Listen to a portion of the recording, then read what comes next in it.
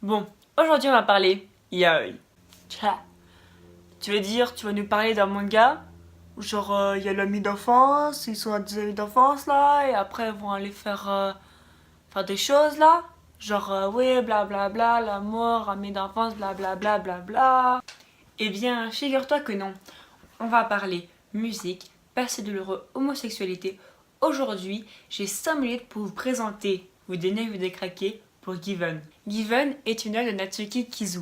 L'auteur a d'ailleurs deux autres œuvres disponibles chez nous, Link et une autre œuvre dont j'ai oublié le nom que je vous mettrai ici.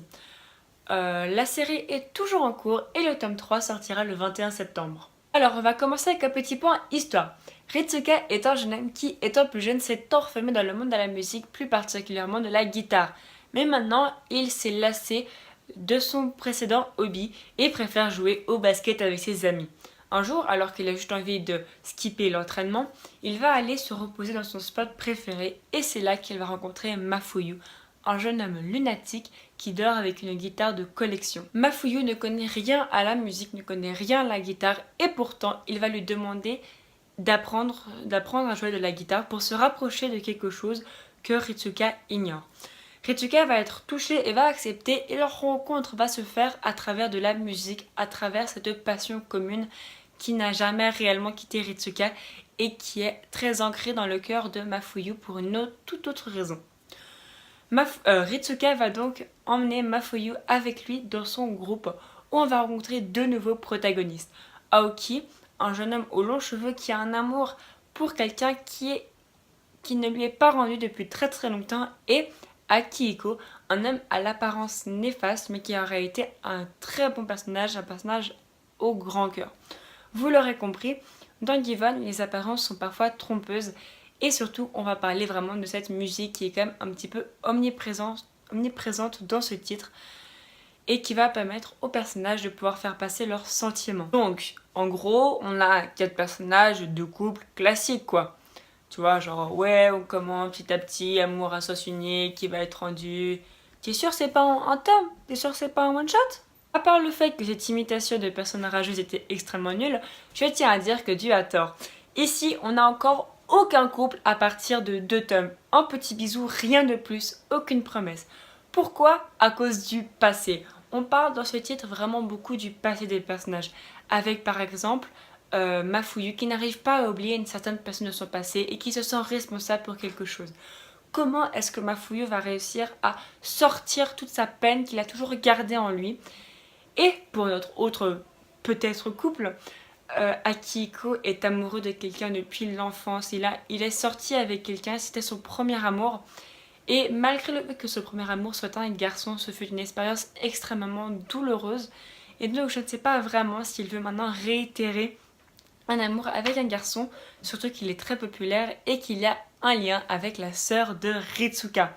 Comme vous voyez, ici c'est beaucoup plus compliqué que je te plais, tu me plais, je rougis, on s'aime.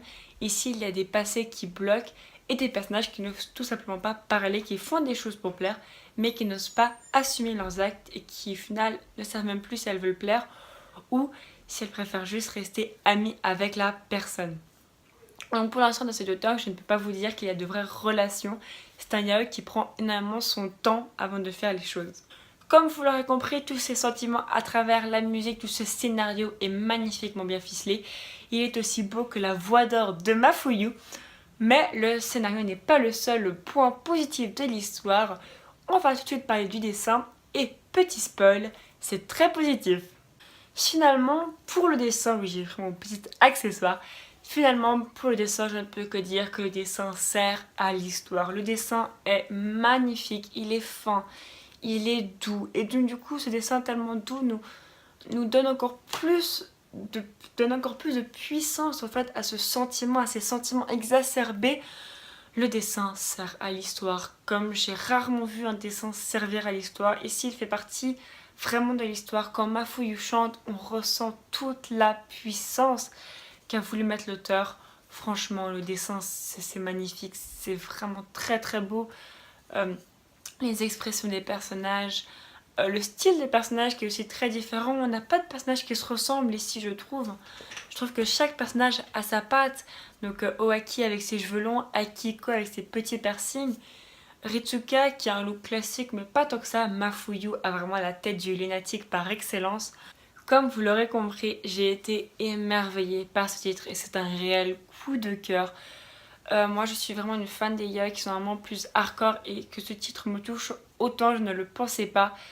J'ai vraiment, tout est magnifique je trouve dans ce titre, rien ne va trop vite, tout est parfait, le scénario est vraiment réfléchi et ça j'aime vraiment beaucoup. Donc vraiment je vous le conseille. Natsuki Kizu se permet même de me cacher, de ne pas me dire s'il y a un bad end ou un happy end, je n'arrive pas à savoir ce qui va se passer. Et j'aime beaucoup ça en fait. Est-ce que Mafuyu va réussir à passer outre son passé? Est-ce que Aoki va avoir ce qu'il veut?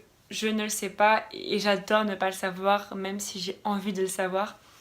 Franchement, c'est une œuvre que je vous recommande. Si vous pensez que le yaoi c'est juste deux personnes qui baissent sans sentiment, lisez ce titre. Si vous pensez que le yaoi c'est forcément des histoires de deux amis d'enfance avec énormément de sexe, lisez ce titre. Si vous voulez commencer le yaoi, lisez ce titre parce que finalement ce titre est tellement bien fait qu'on en oublierait presque que ce sont des relations homosexuelles. Et c'est ce qu'il faut faire en fait, montrer que même si c'est une relation homosexuelle, ce sont des relations normales en fait et qu'il n'y a rien de spécial par rapport à ça et c'est tellement bien fait de ce côté-là qu'on peut que adhérer en fait. J'ai vraiment adoré ce titre et je vous le recommande à 1000%.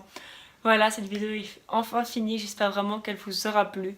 N'hésitez pas à me dire en commentaire ce que vous avez pensé de Given, si je vous ai donné envie ou pas de le commencer, un titre que vous aimeriez bien que je vous présente.